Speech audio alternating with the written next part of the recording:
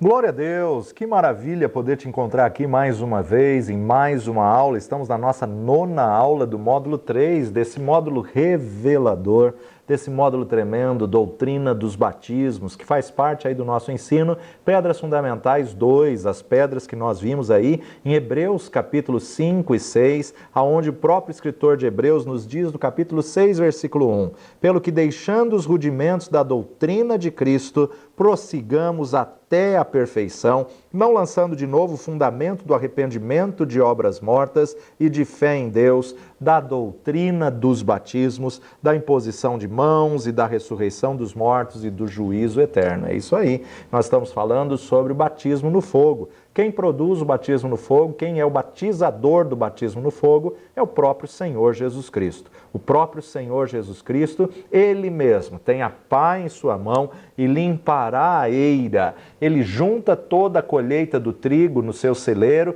e ele pega a pá e ele lança naquele montante de trigo com palha, com tudo, e joga. Quando ele joga para o alto, vira aquela confusão, aquela bagunça que você fala, meu Deus, o que aconteceu? Bem-vindo ao batismo no fogo. Bem-vindo ao batismo que vai purificar a tua vida, que vai, na verdade, limpar a tua vida espiritual, vai retirar toda palha da tua vida. Palhas são pecados feitos na força humana, feitos que, na verdade, são coisas que desagradam ao Senhor, atitudes, hábitos que desagradam ao Senhor.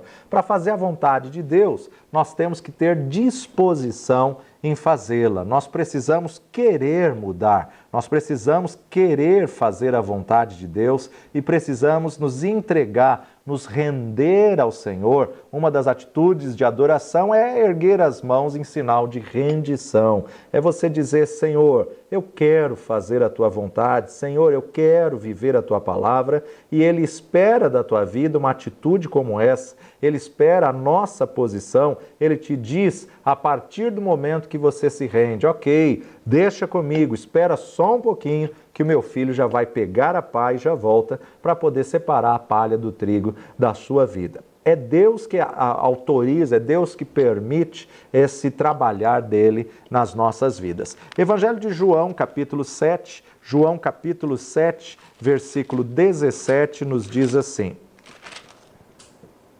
se alguém quiser fazer a vontade dele, pela mesma doutrina, conhecerá se ela é de Deus ou se eu falo de mim mesmo. Jesus estava dizendo, se alguém quiser fazer a vontade dele, pela mesma doutrina conhecerá se ela é de Deus ou se eu falo por mim mesmo. Já no capítulo 8, versículo 42 a 47, Jesus diz assim: disse-lhes, pois, Jesus, se Deus fosse o vosso Pai, certamente me amaríeis, pois que eu saí e vim de Deus. Não vim de mim mesmo, mas Ele me enviou, porque não entendeis a minha linguagem, por não poderdes ouvir a minha palavra. Vós tendes por pai ao diabo e quereis satisfazer os desejos de vosso pai. Ele foi homicida desde o princípio e não se firmou na verdade, porque não há verdade nele. Quando ele profere mentira, fala do que lhe é próprio, porque é mentiroso e pai da mentira. Mas porque vos digo a verdade, não me credes? Quem dentre vós me convence de pecado? E se vos digo a verdade, por que não crestes? 47. Quem é de Deus, escuta as palavras de Deus. Por isso, vós não as escutais, porque não sois de Deus. Jesus estava aqui numa discussão aí com os fariseus e Jesus, na verdade, confronta eles dizendo acerca da importância da palavra que ele estava dizendo, que era a palavra do Pai. Nós não podemos nem ouvir e nem entender a palavra de Deus se quisermos ouvir e entender pelo legalismo ou se quisermos ouvir e entender como homem natural. O homem natural não consegue discernir as coisas de Deus porque elas se discernem espiritualmente. Deus não está interessado se você concorda ou discorda. Deus não pergunta para nós se nós concordamos ou não com seus preceitos, com seus princípios, com a sua palavra. Deus espera tão somente de nós a obediência. E quantas pessoas que quando a palavra de Deus está sendo ministrada, ela fica falando em si mesma, eu não concordo com isso, não, eu não aceito dessa forma, eu discordo isso ou aquilo. Isso ou aquilo, na verdade, é a palavra de Deus, e a palavra de Deus não está aí para aceitarmos ou rejeitarmos. A palavra de Deus está aí para obedecermos. Filho, obedientes. Filhos, obedeceis em tudo a vosso Pai que está nos céus. O Senhor não deu a liberdade de eu discordar da sua palavra. O Senhor quer que nós obedeçamos a palavra dele na sua totalidade. Ou seja, nosso Deus é um Deus teocrático, ele não é um Deus democrático. Ele não quer a tua opinião acerca do que ele já estabeleceu na palavra dele. Ele quer que você tão somente obedeça a verdade. Eu tenho que entender que a palavra dele é a verdade e eu tenho que me adequar, me enquadrar na verdade da palavra de Deus. É por isso que nós precisamos orar, é por isso que Jesus passava todos os dias, grande parte, em oração, em clamor. Antes do nascer do sol, Jesus já estava orando e clamando ao Pai. Jesus orou tanto e clamou tanto que despertou a curiosidade dos seus discípulos ao ponto de perguntarem: ensina-nos a orar, porque eles olhavam para Jesus e viam tanto que Jesus passava em comunhão, em intimidade, em relacionamento com Deus. Nós precisamos desenvolver essa disciplina de oração, essa disciplina de relacionamento com Deus, porque somos nós que precisamos do Senhor e precisamos declarar isso, que eu possa ser aceitável, agradável diante de Deus e que Deus possa tratar da minha vida, do meu coração, aquilo que desagrada ao Senhor, o Senhor possa arrancar de mim. Ele só pode arrancar através do batismo no fogo. Você tem que ter uma disposição no teu coração de querer fazer a vontade de Deus. Por outro lado, quem é incapaz de ouvir a palavra de Deus é incapaz de fazer a sua vontade. Como que vai poder fazer a vontade de Deus se não conhece a sua vontade? Só conhece a vontade de Deus se você ouvir a palavra, se você der ouvidos à palavra de Deus. Se você é incapaz de fazer a vontade de Deus, então, na verdade, você não é filho de Deus. E aí não tem outro caminho, só pode ser filho do diabo. Então nós temos que tomar muito cuidado e aceitar, submeter, se render ao tratamento de Deus que vai tirar aquilo que desagrada a Deus das nossas vidas. Tem muita gente que sabe que está com uma vida irregular, mas não quer se acertar diante da lei de Deus e da lei dos homens, que está muitas vezes se enganando, mas está escondendo de quem, né? Então, está vivendo muitas vezes dissolutamente. Se você sabe que você está andando em desacordo à palavra de Deus, alinhe a sua vida. Se você está vivendo uma vida amaziada, conserta a tua vida. Se você está vivendo em qualquer outro tipo de pecado, na verdade, a palavra de Deus mostra aquilo que é a verdade e você tem que alinhar a tua vida com a palavra do Senhor para que você possa receber o perdão de Deus, para que você possa ser aceito pelo Pai e possa ser perdoado pelo Deus Todo-Poderoso e naquele grande dia ao ouvir do Senhor: vinde benditos de meu Pai e possuí o que vos está determinado desde antes da fundação do mundo. Ele é que vai te falar o que está certo e o que está errado na tua vida e a palavra que tem que ser a constituição da tua vida, que tem que governar e instruir a tua vida. 1 de Coríntios, capítulo 3, versículos 5 a 17, primeira carta de Paulo aos Coríntios 3, de 5 a 17, nos diz assim: pois quem é Paulo ou quem é Apolo, senão ministros pelos quais crestes, e conforme o que o Senhor deu a cada um? Eu plantei, Apolo regou, mas Deus deu o crescimento. Pelo que nem o que planta é alguma coisa e nem o que rega, mas Deus que dá o crescimento. Ora, o que planta e o que rega são um, mas cada um receberá o seu galardão segundo o seu trabalho. Porque nós somos cooperadores de Deus, vós sois lavoura de Deus e edifício de Deus, segundo a graça de Deus que me foi dada, pois eu, como sábio arquiteto, fundamento e outro edifica sobre ele. Mas veja cada um como edifica sobre ele. Porque ninguém pode pôr outro fundamento além do que já está posto, o qual é Jesus Cristo. E se alguém sobre este fundamento formar um edifício de ouro, prata, pedras preciosas, madeira, feno e palha, a obra de cada um se manifestará, na verdade, o dia a declarará, porque pelo fogo será descoberta, e o fogo provará qual seja a obra de cada um. Se a obra que alguém edificou nessa parte permanecer, esse receberá galardão, e se a obra de alguém se queimar, sofrerá detrimento,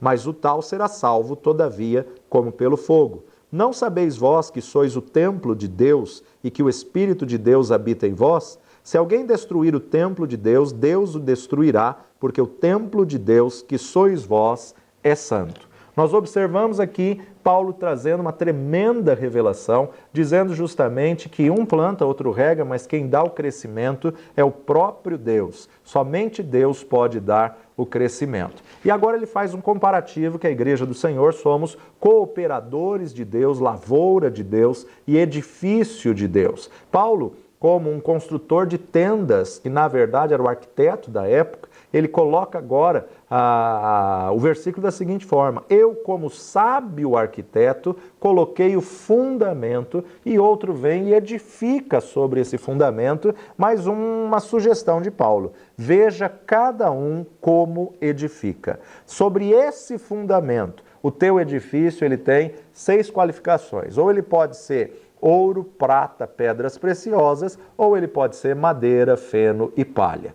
Ouro, prata, pedras preciosas, quando passa pelo fogo, ao qual o próprio Paulo nos diz, o fogo provará, pelo fogo será descoberto o que foi a sua obra. Se foi ouro, prata, pedras preciosas, ao passar pelo fogo, só se depura e vale mais. Mas se foi madeira, feno e palha, quando passa pelo fogo, se dissipa e se acaba e se esvai, e na verdade não sobra mais nada. Então a obra, toda a vossa obra vai passar pelo fogo. Então que você possa aceitar o batismo no fogo antes daquele grande dia, porque naquele grande dia não vai ter mais chance, não vai ter mais jeito. Naquele dia a tua vida tem que estar purificada e purificada pelo fogo. O fogo vem para trazer divisões. Vamos ver alguns exemplos de divisões para encerrarmos essa parte do batismo no fogo. Evangelho de João, capítulo 7, versículo 34 até o 44. 34 nos diz assim: vós me buscareis e não me achareis, e aonde eu estou, vós não podeis vir. Disseram, pois, os judeus uns para os outros: para onde irá este que o não acharemos? Irá, porventura, para os dispersos entre os gregos e ensinará os gregos? Que palavra é essa que disse: buscar-me-eis e não me achareis, e aonde eu estou, vós não podeis ir? E no último dia, o grande dia da festa, Jesus pôs-se em pé e clamou, dizendo: se alguém tem sede, que venha a mim e beba. Quem crê em mim, como diz a Escritura, rios de água viva correrão do seu ventre. E isso disse ele do Espírito que haviam de receber os que nele crescem, porque o Espírito Santo ainda não fora dado, por ainda Jesus não ter sido glorificado. Então muitos da multidão, ouvindo essa palavra, diziam: verdadeiramente este é o profeta. Outros diziam: este é o Cristo. Mas diziam outros: vem, pois, o Cristo da Galileia? Não diz a Escritura que o Cristo vem da descendência de Davi e de Belém, da aldeia de onde Davi era? Assim, entre o povo havia dissensão por causa dele. E alguns deles queriam prendê-lo, mas ninguém lançou mão dele. Então você vê que não só nessa passagem, mas em muitas passagens, os ensinamentos de Jesus trazia dissensão. O ensinamento de Jesus produzia divisão. Então, na verdade, os ensinamentos de Jesus, da vinda do Espírito, nós vamos observar que sempre causaram dissensão e divisão, mostrando justamente que aquilo que ele veio trazer produziu fogo. Pensavam que ele vinha trazer paz e estabelecer paz na terra. Ele não veio trazer a paz, mas sim a dissensão para poder manifestar a glória de Deus, para poder separar o trigo do joio, juntas de medula, pensamentos de intenções. Evangelho de João, capítulo 9, a cura de um cego de nascença. Tudo que Jesus fazia trazia dissensão. Tudo que Jesus fazia, eles muitas vezes, como legalistas, não queriam que Jesus curasse no sábado, não queriam que Jesus fizesse daquela forma, não queriam que Jesus... eles queriam enquadrar Deus dentro do formato deles e que Jesus fizesse da maneira que eles pudessem aceitar e reconhecer que aquilo era Deus. Agora observa aqui a narrativa da cura do cego de nascença. Passando Jesus, viu um homem cego de nascença e os seus discípulos lhe perguntaram, dizendo: Rabi, quem pecou, este ou seus pais, para que nascesse cego? Jesus respondeu: Nem ele pecou e nem seus pais, mas foi assim para que se manifestem nele as obras de Deus. Convém que eu faça as obras daquele que me enviou, enquanto é dia. A noite vem, quando ninguém pode trabalhar. Enquanto estou no mundo, sou a luz do mundo. Tendo dito isso, cuspiu na terra e com a saliva fez lodo e untou com o lodo os olhos do cego. E disse-lhe: vai, lava-te no tanque de Siloé, que significa o enviado. Foi, pois, e lavou-se e voltou vendo. Então os vizinhos e aqueles que dantes tinham visto que era cego diziam: não é este aquele que estava sentado e mendigava? Uns diziam: é este, e outros: parece-se com ele. E ele dizia: sou eu.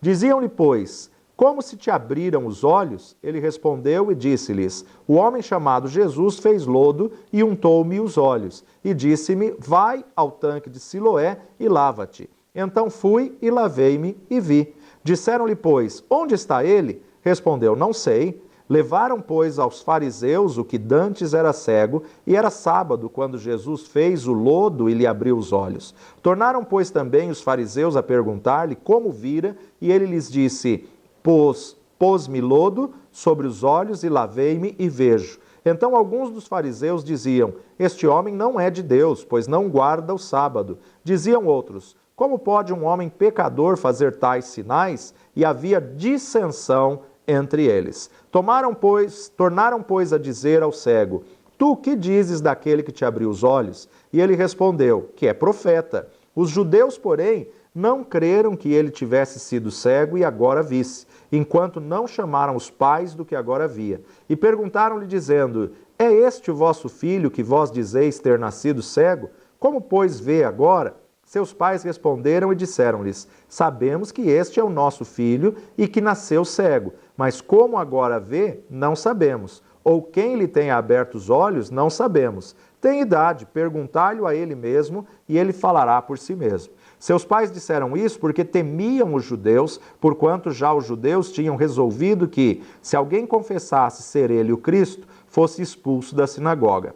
Por isso é que seus pais disseram: tem idade, perguntai-lhe a ele mesmo. Chamaram, pois, pela segunda vez o homem que tinha sido cego e disseram-lhe: dá glória a Deus, nós sabemos que esse homem é pecador. Respondeu ele, pois, e disse: se é pecador, não sei. Uma coisa eu sei, e é que, havendo eu sido cego, agora vejo. E tornaram a dizer-lhe: que te fez ele? Como te abriu os olhos? Respondeu-lhes: já vos-lo disse e não ouvistes, para que o que quereis tornar a ouvir? Quereis vós, porventura, fazer-vos também seus discípulos? Então o injuriaram e disseram: discípulo dele sejas tu. Nós, porém, somos discípulos de Moisés. Nós bem sabemos que Deus falou a Moisés, mas este não sabemos de onde é. O homem respondeu e disse-lhes: nisto, pois, está a maravilha, que vós não saibais de onde ele é e me abriste os olhos. Ora, nós sabemos que Deus não ouve a pecadores, mas se alguém é temente a Deus e faz a sua vontade, a esse ouve. Desde o princípio do mundo, nunca se ouviu que alguém abrisse os olhos a um cego de nascença. Se este não fosse de Deus, nada poderia fazer. Responderam-lhes eles e disseram-lhe: tu és nascido todo em pecados e nos ensina a nós? E expulsaram-no. Jesus ouviu que o tinham expulsado e, encontrando-o, disse-lhe: crês tu no Filho de Deus? E ele respondeu e disse: quem é ele, Senhor, para que nele creia? E Jesus lhe disse: tu já o tendes vistos e é aquele que fala contigo. E ele disse: creio, Senhor, e o adorou. E disse-lhe Jesus: eu vim a esse mundo para juízo, a fim de que os que não veem vejam e os que veem sejam cegos. Aqueles dos fariseus que estavam com ele, ouvindo isso, disseram-lhe: também nós somos cegos? Disse-lhes Jesus: se fosseis cegos, não teríeis pecado. Mas como agora dizeis, vemos, por isso o vosso pecado permanece. Na narrativa da cura do cego de nascença, nós vemos que o Senhor traz discórdia, o Senhor traz dissensões. O versículo 16 diz: e havia dissensões entre eles. Ou seja, dividiu a opinião deles. Como pode um homem pecador abrir os olhos de cego? Não, ele não é da parte de Deus. Mas como alguém que não é da parte de Deus poderia então operar tal milagre? Então nós vemos aqui que justamente ele veio trazer dissensões, divisões entre o trigo e a palha, entre uma posição e outra. Evangelho de João, no próximo capítulo, capítulo 10, do versículo 10 a 24, nós lemos assim: o ladrão não vem senão a roubar, a matar e a destruir. Eu vim para que tenham vida e a tenham com abundância. Eu sou o bom pastor dá a sua vida pelas ovelhas. Mas o mercenário que não é pastor, de quem não são as ovelhas, vê vir o lobo e deixa as ovelhas e foge. E o lobo as arrebata e dispersa. Ora, o mercenário foge porque é mercenário e não tem cuidado das ovelhas. Eu sou o bom pastor e conheço as minhas ovelhas, e das minhas ovelhas sou conhecido. Assim como o Pai me conhece a mim, também eu conheço o Pai e dou a minha vida pelas ovelhas. Ainda tenho outras ovelhas que não são deste aprisco. Também me convém agregar estas, e elas ouvirão a minha voz, e haverá um rebanho e um pastor. Por isso o Pai me ama, porque dou a minha vida para tornar a tomá-la. Ninguém me tira de mim, mas eu de mim mesmo a dou. Tenho poder para a dar e poder para tornar a tomá-la. Esse mandamento recebi de meu Pai. Tornou, pois, a haver divisão entre os judeus por causa dessas palavras. E muitos deles diziam: tem demônio e está fora de si. Por que o ouvis? E diziam outros: estas palavras não são de endemoniado. Pode, porventura, um demônio abrir os olhos aos cegos? Verso 22, a festa da dedicação. E em Jerusalém havia a festa da dedicação, e era inverno. E Jesus passeava no templo, no alpendre de Salomão. Rodearam-no, pois, os judeus e disseram-lhe: até quando terás a nossa alma suspensa? Se tu és o Cristo, dize-no-lo abertamente. Respondeu-lhe Jesus: já vô-lo tenho dito e não o credes. As obras que eu faço em nome de meu Pai, essas testificam de mim, mas vós não credes. Por que não sois das minhas ovelhas, como já vô-lo tenho dito? As minhas ovelhas ouvem a minha voz, e eu conheço-as, e elas me seguem. E dou-lhes a vida eterna, e nunca hão de perecer, e ninguém as arrebatará das minhas mãos. Meu Pai que mas deu é maior do que todos, e ninguém pode arrebatá-las das mãos de meu Pai. Eu e o Pai somos um. Jesus, o bom pastor, versus o ladrão. O ladrão vem para roubar, matar e destruir. Ele é mercenário, ele não se importa com as ovelhas. O que Jesus quer fazer em nós é justamente gerar essa divisão da luz e das trevas, o que é dele e o que não é dele, o que vem da parte de Deus e o que não vem da parte de Deus. Então eu tenho que pedir a cada dia que o Senhor possa queimar toda a palha que há em mim, tudo aquilo que desagrada ao Senhor na minha vida, possa ser tirado, possa ser lançado fora. A forma que ele vai queimar é fazendo a divisão da palha e do trigo, do que agrada e do que desagrada. E muitas vezes, quando ele queima a palha, dói. Você vai estar, muitas vezes, sofrendo com o que ele vai tirar, porque era hábitos de muitos anos, era comportamento de muitos anos, era aquilo que muitas vezes você estava acostumado a fazer e, na verdade, o que Deus quer da tua vida é um trigo puro que possa fazer um alimento saudável, um pão que venha saciar a fome do faminto. Então deixa Deus trabalhar na tua vida, deixa Jesus pegar a sua pá, porque a vida que você entregou a Jesus como Senhor, ela passou a ser dele. A tua vida não é mais tua e ela agora passa a ser dele. Você é templo do Espírito Santo e o batismo no fogo é justamente isso que ele quer produzir, que ele quer fazer na tua vida. Tirar tudo aquilo que desagrada para que você seja aprovado por Deus e seja aceito pelo Deus Todo-Poderoso. A importância de entendermos que há uma necessidade de nós termos uma vida pura, reta, íntegra, diante da vontade de Deus. Alguns dizem que só se consegue entender e conhecer exatamente o que está no interior,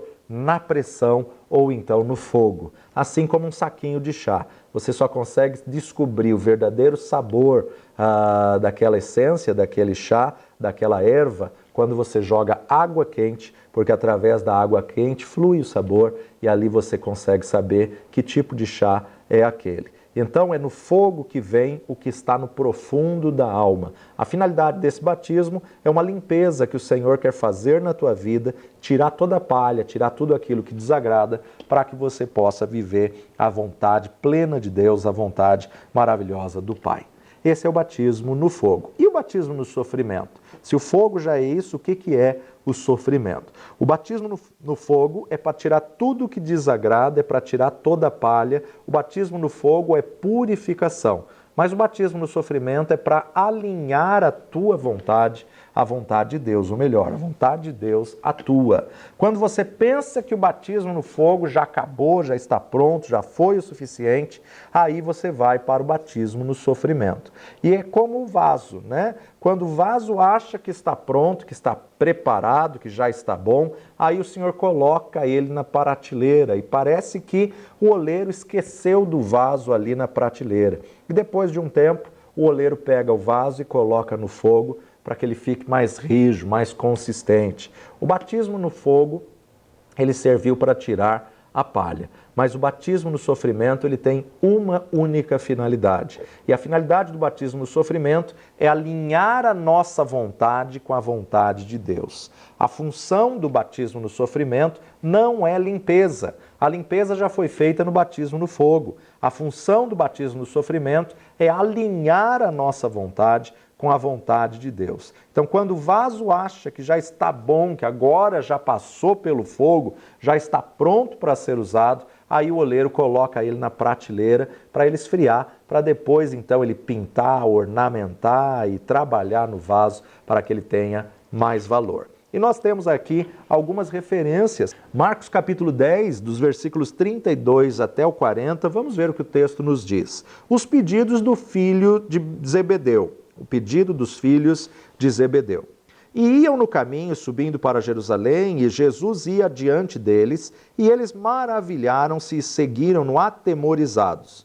E tornando a tomar consigo os 12, começou a dizer-lhes essas coisas que lhe deviam sobrevir, dizendo: Eis que nós subimos a Jerusalém, e o Filho do Homem será entregue aos príncipes dos sacerdotes e aos escribas, e o condenarão à morte, e o entregarão aos gentios, e o escarnecerão, e o açoitarão, e cuspirão nele, e o matarão, mas ao terceiro dia ressuscitará. E aproximaram-se dele Tiago e João, filhos de Zebedeu, dizendo: Mestre, queremos que faças o que pedirmos. E ele lhes disse: Que quereis que vos faça?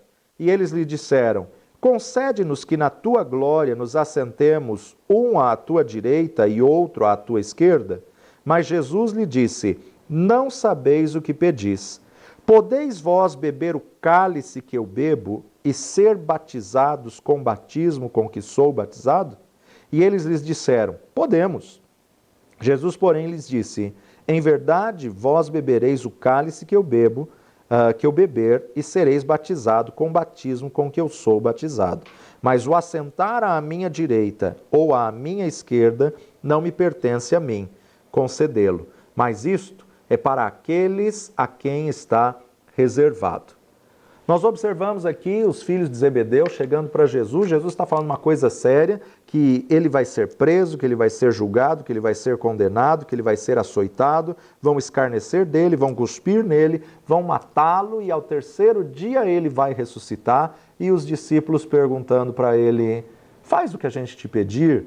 Olha, eu quero que na tua glória um sente à direita e outro sente à esquerda. E ali, na verdade, Jesus já tinha sido batizado, Jesus já está chegando ao fim do seu ministério, mas Jesus faz uma pergunta intrigante que a gente aqui tem que levar ao pensamento. Não sabeis vós o que pedis? Podeis vós beber o cálice que eu bebo e ser batizado com o batismo com que sou batizado? Peraí, Jesus já tinha passado pelas águas do Jordão, Jesus já tinha passado pelo batismo nas águas, pelo batismo de João, Jesus já tinha sido batizado, e que batismo é esse que ele estava falando? Esse é o batismo do sofrimento. Tiago e João chegam para Jesus e fazem um pedido absurdo. Ainda acham que é uma coisa simples. Olha, mestre, na tua glória nós queremos nos assentar um à esquerda e outro à direita. E Jesus pergunta: peraí, vocês querem isso, mas vocês podem beber o cálice, podem ser batizados com o mesmo batismo que eu vou ser batizado? Que batismo é esse que Jesus estava falando? Esse batismo é o batismo do sofrimento. Agora, a função não é mais queimar palha. A função desse batismo é alinhar a nossa vida com a vontade de Deus. Mas espera aí, Jesus necessitava passar por esse batismo? Sim. Tanto é que na oração que ele faz é: Pai, eu não quero passar, se possível, passa de mim esse cálice.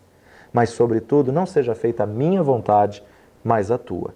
Então nós observamos que era necessário sim ele passar por esse batismo. A vontade dele não era sofrer, ele sabia o que ele iria passar do sofrimento na cruz do Calvário. Então não era diferente a vontade do Pai. Por quê? Jesus precisava, na verdade, passar por esse batismo, porque como homem, ele sabia que ia doer. Como 100% homem, ele sabia que ele iria sofrer na sua carne. Então ele precisava alinhar a sua vontade à vontade de Deus. Mateus capítulo 26, verso 36, Evangelho de Mateus 26, 36 a 38, nos diz assim: Então chegou Jesus com eles a um lugar chamado Getsêmani, e disse aos seus discípulos: Assentai-vos aqui enquanto vou além orar. E levando consigo Pedro e os dois filhos de Zebedeu, quem? Aqueles que pediram. Pedro, que era justamente aquele que tinha toda a iniciativa, com temperamento de ímpeto, e agora os dois filhos de Zebedeu que tinham pedido para sentar-se à direita e à esquerda. Levou consigo Pedro e os dois filhos de Zebedeu e começou a entristecer-se e a angustiar-se muito. Então lhes disse: A minha alma está cheia de tristeza até a morte. Ficai aqui e vigiai comigo. Ele está no Getsêmani, nada na Bíblia é por acaso. Jesus foi àquele lugar com um propósito para nos ensinar uma lição tremenda. Getsêmani é a junção de duas palavras, gat, shemen. Gat, lagar, shemen, semente, espremedura, espremer até no fluir do líquido. Então ele não foi a esse lugar porque era um lugar mais perto, porque era um lugar mais bonito, não, porque ele estava acostumado a ir a esse lugar, de jeito nenhum. Ele foi a esse lugar porque tinha um propósito de ele estar nesse lugar. Nada na Bíblia é por acaso. A razão de ele ir para o jardim do Getsêmani é que ali ele precisava mortificar, espremer a sua alma. Ali no Getsêmani ele precisava passar pelo batismo de sofrimento. Gat, shemen, gat, cubo, tanque, barril, lagar, usado para esmagar a uva, para pisotear a uva, para sair o sumo, o suco. Era o lugar onde a uva era espremida. Shemen, ou seja, qualquer forma de líquido, da espremedura, o líquido que flui, exprimia até sair o suco. Então Jesus foi a esse lugar para ser espremido na sua alma. Quando a pessoa está passando pelo batismo de sofrimento, o sentimento que vem no coração da pessoa é um sentimento de angústia, é um sentimento de morte. Assim como Jesus teve esse sentimento, é um sentimento tão angustiante, minha alma está angustiada até a morte, que a pessoa começa a orar, começa a chorar, a pessoa começa a pedir: Senhor, eu quero morrer, eu não tenho mais nada nessa terra, eu não tenho mais nada a viver nessa vida. Senhor, eu quero que o Senhor me leva, não tenho mais nada a fazer nessa terra. Isso é o sentimento de quem está passando pelo batismo no sofrimento. O próprio Jesus fez essa oração: a minha alma está triste, angustiada até a morte. E qual a razão da tristeza? Alinhar a vontade dele à vontade de Deus, ou seja, é o batismo do sofrimento. A razão desse sofrimento é a separação que ele teria do Pai no momento que ele se fizesse pecado por nós. A separação, o sofrimento que ele está sentindo é justamente pré-antecipando que ele vai sentir, provar a morte espiritual. Ele sabia que na hora que ele tomasse os nossos pecados e fosse para a cruz do Calvário, haveria uma separação dele e o Pai. Tanto é que na cruz ele grita: Eloi, Eloi, lama sabachthani, ou seja, Deus meu, por que me desamparastes? Quando ele se fez pecado, o Senhor virou o rosto para ele. Então os nossos pecados estariam sobre ele. Ele está no Getsemane orando, colocando isso diante de Deus Pai. Ele se fez pecado por nós. Aqui que nós temos que entender que somos santificados pelo que ele se dispôs a passar por nós na cruz do Calvário. Jesus perdoou, levou sobre si todos os nossos pecados e enfermidades lá na cruz do Calvário. Então nós temos que entender que não somos perfeitos, não somos santos, mas somos aperfeiçoados e santificados pelo que Jesus fez. Somos santos hoje não pelo que fazemos, mas pelo que ele fez lá na cruz do Calvário. Ele purificou o meu pecado, ele tomou a minha dor, ele tomou a minha culpa. Então eu não sou santo ou perfeito pela minha própria vida. Ele me fez santo quando ele morreu na cruz por mim. Quando eu me relaciono com Deus, eu não me relaciono mais numa condição de pecador, mas numa condição de santificado por Cristo Jesus.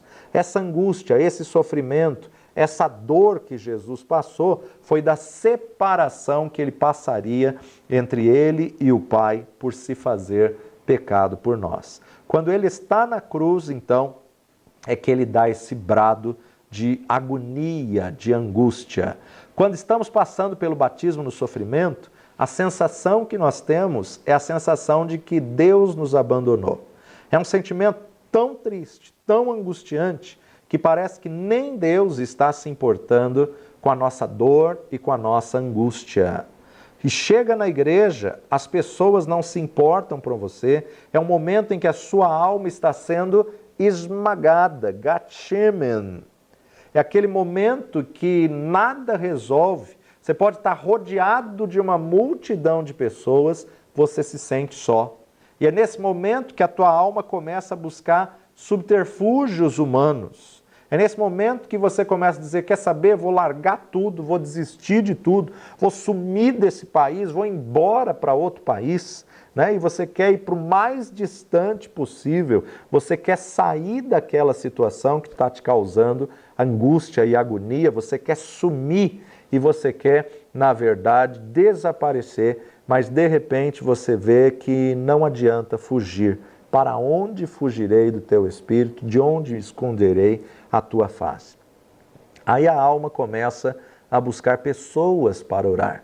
Você começa a ligar para um, ligar para o outro, passa um WhatsApp para um WhatsApp para o outro, chama um no Messenger porque você quer conversar com alguém, mas de repente você vê que não adianta conversar com ninguém, porque ninguém entende o teu vale, a tua dor, a profundidade que você está.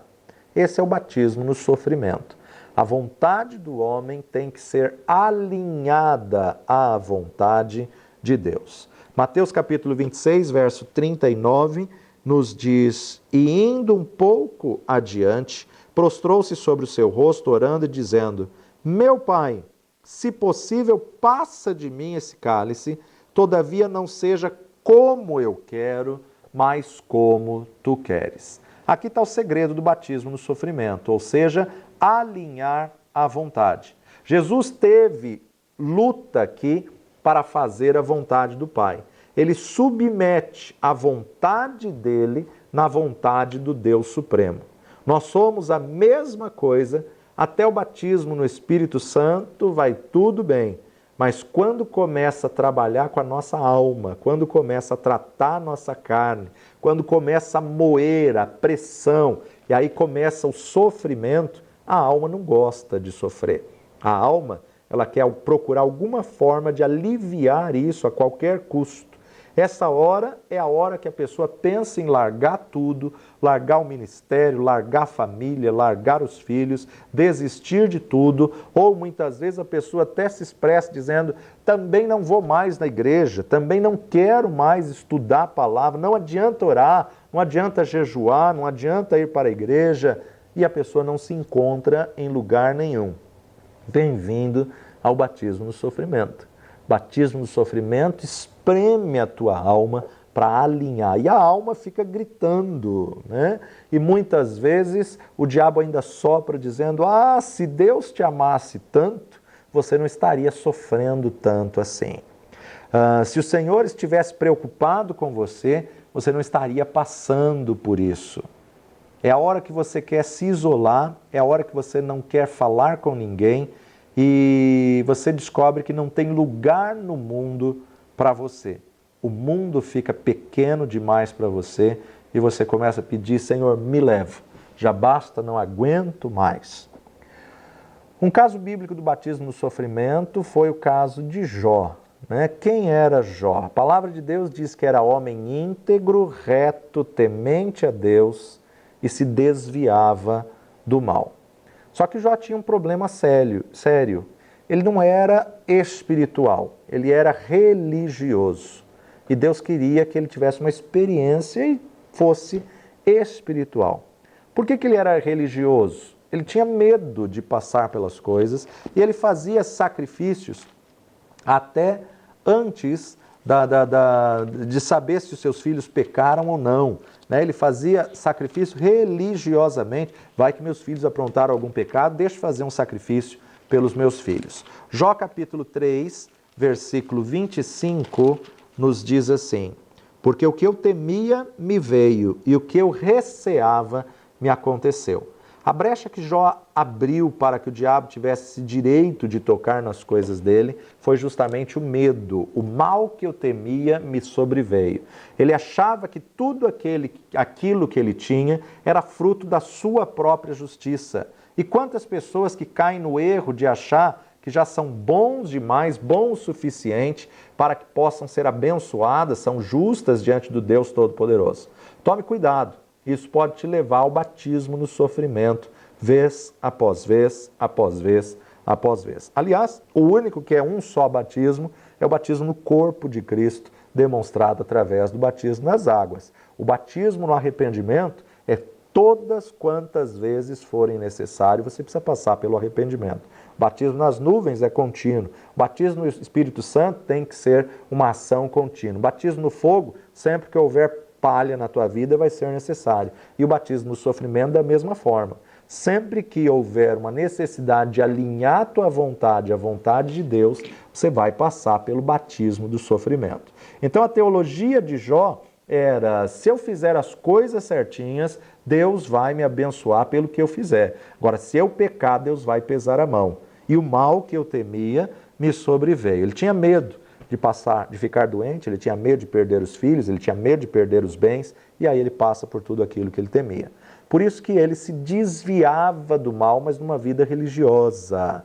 Então Jó era tão religioso que chega ao ponto de amaldiçoar o dia que nasceu. Jó chama Deus de espreitador dos homens. Jó tinha um conceito de que Deus ficava olhando o homem dos céus e aquilo que o homem fazia de errado, Deus chamava os anjos para castigar o homem. E a visão que ele tinha de Deus era de um Deus que estava tão longe, tão distante, que no final ele faz uma tremenda declaração. Antes de eu passar por essa prova, por essa luta, por esse sofrimento, por essa pressão, antes eu o conhecia de ouvir os outros falarem, mas agora não. Agora meus olhos o veem, agora eu caminho com ele. Então o batismo no sofrimento na vida de Jó produziu uma intimidade, uma comunhão, um relacionamento. Por outro lado, quando a igreja não tem a visão do batismo no fogo e do batismo no sofrimento, a igreja vai fazer exatamente o que os amigos de Jó faziam. Não, deve ser algum pecado, deve ser alguma brecha, alguma legalidade, alguma coisa errada que você fez, alguma desobediência que você fez diante de Deus. Muitos vão chegar e dar um tapinha nas costas, dizendo, sabe o que é, meu irmão? Você pecou. Enquanto você não confessar o seu pecado, você não vai sair desse sofrimento. Confessa o seu pecado. Olha, tem alguma coisa oculta na sua vida. Se arrepende. Não, você precisa passar por uma libertação, por uma quebra de maldição. Se você está passando por isso, alguma situação tem. As pessoas que não têm o entendimento, jamais elas vão entender que Deus está querendo alinhar a tua vida à vontade de Deus. Batismo no sofrimento não é questão de pecado, é questão de tratamento de Deus para você alinhar a sua vontade à vontade de Deus. Mas as pessoas que estão ao teu redor, líderes, pastores, que não vão ter esse entendimento, vão tentar colocar mais peso na tua vida, ou seja, vão tentar achar um motivo, achar uma culpa, achar uma brecha, né? Não, você já fez quebra de maldição, já fez libertação, é nessa hora que está na sua alma algo que precisa ser aflorado. Quando a alma começa a ser exprimida, esmagada, o que está no centro da alma vem à tona. O batismo do sofrimento é como se você passasse por uma depressão espiritual, entre aspas. É aquele momento em que a pessoa briga com Deus, em que a pessoa busca e não encontra, em que a pessoa não entende, né? Estava tudo bem e de repente parece que o mundo caiu na cabeça da pessoa. E a pessoa começa a procurar uma solução, uma resposta, uma saída e muitas vezes confessa até pecado que não cometeu. E a pessoa começa a dizer, mas eu sou dizimista fiel, eu sou ofertante da casa do Senhor, eu não falto um culto, eu estou fazendo tudo o que Deus me pediu. Ah, como pode acontecer isso? Não é possível. E aí muitas vezes ela ouve alguns comentários, mas Deus não te ama? E então a alma começa a gritar, não, Deus não me ama mais. É a hora que a pessoa entra em conflito e parafuso espiritual. Por quê? Porque a pessoa tenta entender e não encontra respostas. Ela começa a buscar alternativa e ela começa a fazer campanha e começa a fazer situações, mas nada disso vai resolver. Aí, na verdade, a pessoa tenta se afastar dos caminhos do Senhor e ela vê que nem para voltar ao mundo ela serve mais. Ela vê que ela não consegue mais nem se desviar, porque é o momento de Deus e você. É o momento em que você pode estar rodeado de pessoas, mas você se sente só e você acha que não está adiantando ir à igreja, você acha que não está adiantando orar, jejuar, ler a palavra, e aí então você procura fazer de todas as formas, mas a grande verdade é, enquanto você não se render, enquanto você não se submeter à vontade de Deus, essa agonia não passa. Pedro, depois da crucificação, Pedro achou que não tinha mais solução para ele. Pedro achou que não tinha mais jeito. Ele negou Jesus 3 vezes e ele disse, quer saber? Vou voltar a pescar. E quando ele volta a pescar e passa a noite inteira tentando pescar alguma coisa, pela manhã alguém na beira da praia diz, ei, pescou alguma coisa? Experimenta lançar a rede ao outro lado do barco, e ali ele reconheceu a voz do mestre. E ali ele viu que ele estava nu. Ali ele viu que ele não tinha nada para se cobrir. E ele pula nas águas. Mesmo diante do sofrimento, Deus está no controle, Deus está cuidando de todas as coisas. Agora, é diferente quando você não tem o entendimento do batismo no sofrimento, quando você não sabe o porquê e não consegue explicação, quando você se sente o pior de todas as criaturas, e pior até do que o pior pecador, ou pior do que o ímpio.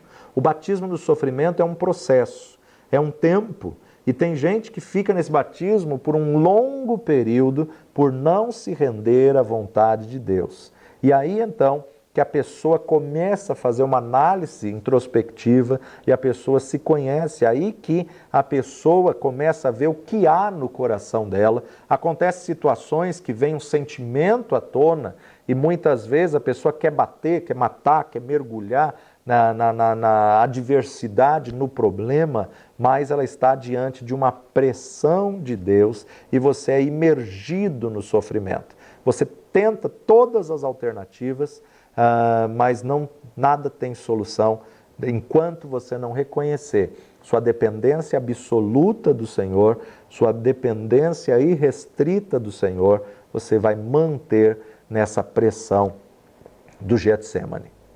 Batismo do sofrimento, então, é o Getsemane pessoal de cada um, é a pressão de Deus sobre a alma de cada um, para alinhar a tua vontade à vontade de Deus. O Senhor está espremendo a tua alma e a alma não gosta de ser espremida. Quando a pressão vem, a alma quer fugir, a alma quer desaparecer, ela quer se rebelar, ela quer, na verdade, sumir do mapa, mas não tem para onde ela fugir. Se isso é o que tem acontecido com a sua vida, só tem uma solução: se render à vontade de Deus e deixar Jesus cumprir a vontade dele na sua vida. Vamos orar nesse momento e nós temos mais uma aula para podermos concluir acerca do batismo no sofrimento. Pai de amor, nós te louvamos pela tua palavra que nos guia a toda a verdade e te agradecemos, ó Pai, porque o Senhor nos ensina e o Senhor corrige aquele a quem tu amas.